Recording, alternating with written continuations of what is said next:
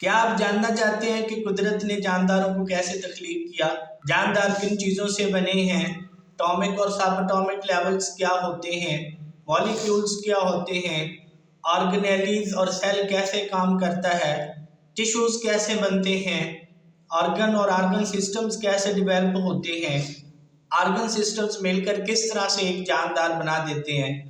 एक जानदार किस तरह से कम्युनिटीज और माशरा बनाकर रहते हैं?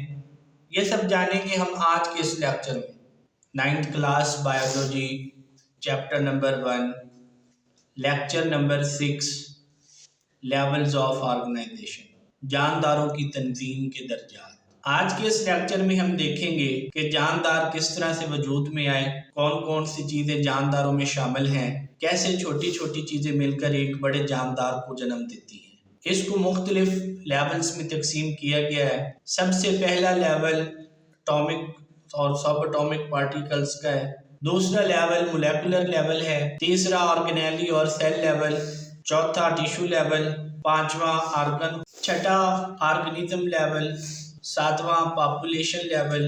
आठवां कम्युनिटी लेवल और नौवां बायोस्फीयर लेवल। तो वन बाय वन इनको डिस्कस करते हैं जी। पहला लेवल है जी subatomic and atomic level. All type of matter are made up of elements and each element consists of a single type of atoms. Atoms are further consist of subatomic particles and the most balanced subatomic particles are electrons, protons and neutrons. जितना भी मादा है ये सारा का सारा elements से बना हुआ है और एलिमेंट्स एक ही तरह के एटम्स पर मुश्तमिल होते हैं। हर एटम फर्दर सब एटॉमिक पार्टिकल्स पर मुश्तमिल होता है और सबसे ज्यादा मुतवाज़न सब एटॉमिक पार्टिकल्स इलेक्ट्रॉन, प्रोटॉन और न्यूट्रॉन है। इनको हम सब एटॉमिक पार्टिकल्स भी कहते हैं। अब इन 16 एलिमेंट्स जो हैं इनको मजीद दो हिस्सों में तकसीम किया गया है। 10 एलिमेंट्स ऐसे हैं जो पूरे जिस्म का सिर्फ 1% बनाते हैं और 6 एलिमेंट्स ऐसे हैं जो पूरे जिस्म का 99% बनाते हैं। अगर हम उन 6 की बात करें जो पूरे जिस्म का 99% बनाते हैं, उनमें ऑक्सीजन है, कार्बन है, हाइड्रोजन है, नाइट्रोजन है, कैल्शियम है और फास्फोरस है। ये जो 6 एलिमेंट्स हैं ये किसी भी जानदार की बॉडी का 99% बनाते हैं और जो बाकी 10 जो पूरे जिस्म का सिर्फ 1% बनाते हैं, उनमें calcium, sulphur, chlorine, sodium, magnesium, iron, copper, manganese, zinc और आयोडीन, ये 10 एलिमेंट्स मिलकर पूरे के पूरे जिस्म का सिर्फ 1% बनाते हैं। अब अगर मजीद डिस्ट्रीब्यूशन देखें कि ये जो 6 एलिमेंट्स हैं इनमें फर्दर डिवीजन कौन से एलिमेंट का कंट्रीब्यूशन कितना है, इनमें से सबसे ज्यादा कंट्रीब्यूशन जो है ऑक्सीजन का है। कार्बन इसमें 18% है, हाइड्रोजन इसमें 10% है, नाइट्रोजन 3%, कैल्शियम 2% और हाइड्रोजन 1%। ये ओवरऑल मिलकर पूरे लिविंग बॉडी का 99% बनाते हैं। इलेक्ट्रॉन्स, प्रोटॉन्स और न्यूट्रॉन्स क्या होते हैं? प्रोटॉन और न्यूट्रॉन्स एटम के सेंटर में न्यूक्लियस पाया जाता है। प्रोटॉन्स और न्यूट्रॉन्स न्यूक्लियस में मौजूद होते हैं, जबकि न्यूक्लियस के इर्द गिर्द एनर्जी लेवल्स या जिनको फिर मदार ऑर्बिट भी कहते हैं वो पाए जाते हैं।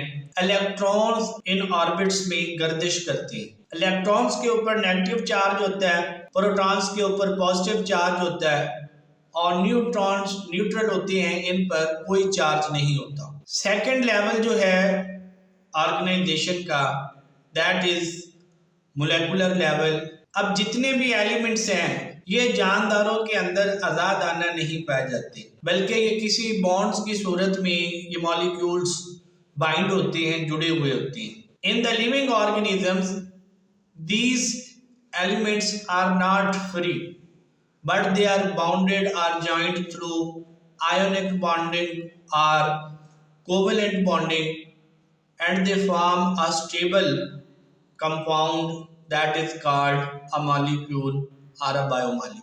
बायोमॉलिक्यूल हम इसलिए इसको कहते हैं क्योंकि ये मॉलिक्यूल एक जानदार के जिस्म में पाए जाते हैं, इसलिए हम इनको जो है वो बायोमॉलिक्यूल कहते हैं। अगर ये जानदार के जिस्म के बाहर होंगे तो फिर हम सिंपली इनको जो है वो मॉलिक्यूल कहेंगे। बायोमॉलिक्यूल हम इनको इसलिए कहते हैं ऐसे मॉलिक्यूल्स जो जानदारों के सामने पाए जाते हैं, इनको हम बायोमॉलिक्यूल्स कहते हैं। एलिमेंट्स जो हैं ये जानदारों में आज़ाद आना नहीं पाए जाते, बल्कि आयोनिक या कोवेलेंट बॉन्डिंग के जरिए से जुड़े होते हैं और एक स्टेबल कंपाउंड या मॉलिक्यूल बनाते हैं, जिसको हम बायोमॉलिक्यूल्स कहते हैं। जानदारों में इन मॉलिक्यूल्स की दो अक़साम है, एक माइक्रो मॉलिक्यूल और दूसरा मैक्रो मॉलिक्यूल। माइक्रो मॉलिक्यूल की अगर हम बात करते हैं तो माइक्रो का मतलब होता है बहुत छोटा और मैक्रो का मतलब होता है बहुत बड़ा।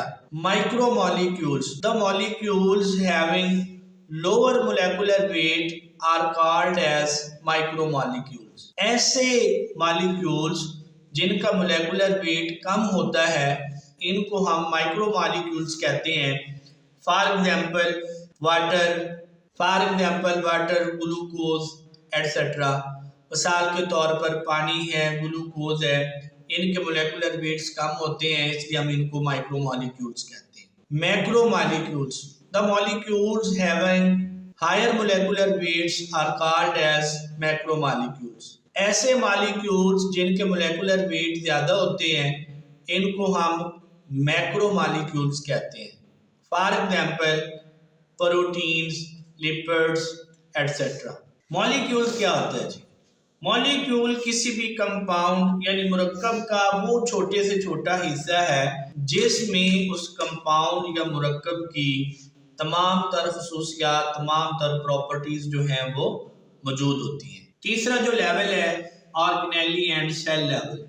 Biomolecules assembled in a particular fashion, a particular way to form special structures called as organelles. And these organelles, when they are combined together, they form the structural and functional unit of life called as cell. Biomolecules जब आपस में मुनज़्ज़म होते हैं, मिलते हैं, तो ये मिलकर सेलुलर साख्तें बनाते हैं, सेल ऑर्गेनेलीज बनाते हैं। सेल ऑर्गेनेलीज वो साख्तें हैं जो सेल को काम करने में मदद देती हैं। जब तमाम सेल ऑर्गेनेलीज मिलती हैं तो वो बाहम मिलकर सेल बनाते हैं और सेल किसी भी जानदार की ज़िंदगी की साख्त और फेल की बुनियादी इकाई होती है। अब सेल ऑर्गेनेलीज के अंदर हर सेल ऑर्गेनेली अपना अपना फंक्शन परफॉर्म करती है, जो कि मजमूई तौर पर एक सेल को बनाती है। यानी कि एक सेल के अंदर जितनी भी सेल ऑर्गेनेलीज हैं, इनके दरमियान लेबर ऑफ डिवीजन है। हर सेल ऑर्गेनेली ने अपना अपना काम करना है, अपनी अपनी तकसीम बना रखी है। फॉर एग्जाम्पल माइटोकॉन्ड्रिया एक सेल ऑर्गेनेली है और इसका काम रेस्पिरेशन के जरिए से एनर्जी पैदा करना है। सेल में जितने भी मुख्तलिफ किस्म के केमिकल और बायोकेमिकल रिएक्शन हो रहे होते हैं, इनको एनर्जी की ज़रूरत होती है, तो इनके लिए माइटोकॉन्ड्रिया जो है ये एनर्जी को प्रोड्यूस करता है। इसी तरीके से क्लोरोप्लास्ट है, इसका काम फोटोसिंथेसिस करना है। राइबोसोम्स हैं, इनका काम प्रोटीन्स तैयार करना है। यानी सेल के अंदर पाए जाने वाली जितनी भी ऑर्गेनेलीज हैं, ये अपना अपना फेल अदा करती हैं, अपने अपने काम करती हैं और बाद में वो मजमूई तौर पर सेल को हेल्प आउट करती हैं। इन सेल ऑर्गेनेलीज की वजह से ही एक सेल जो है वो बनता है। प्रोकैरियोट्स की अगर हम बात करते हैं या प्रोटिस्ट की, तो ये ऐसे जानदार हैं जिनकी सेलुलर मशीनरी जो है वो सिर्फ और सिर्फ एक सेल पर ही मुश्तमिल होती है। उनकी ज़िंदगी के तमाम अफ़आल जो हैं वो एक सेल ही कंट्रोल करता है, इसलिए हम इनको यूनिसेलुलर जानदार भी कहते हैं या खुद भी जानदार भी कहते हैं। जैसे कि बैक्टीरिया है, प्रोटोजोआ है, अमीबा है, ये ऐसे जानदार हैं जो सिर्फ एक सेल पर मुश्तमिल होते हैं और इनकी ज़िंदगी के तमाम अफ़आल जो हैं वो सिर्फ और सिर्फ एक सेल ही कंट्रोल करता है। दूसरे मल्टी सेलुलर होते हैं जिनको हम कसीर खुलवी जानदार कहते हैं। ये ऐसे जानदार होते हैं जो एक से ज़्यादा सेल्स पर मुश्तमिल होते हैं, इसलिए हम इनको मल्टी सेलुलर जानदार भी कहते हैं। इसमें प्लांट्स आ जाते हैं, जानवर आ जाते हैं, इंसान आ जाते हैं।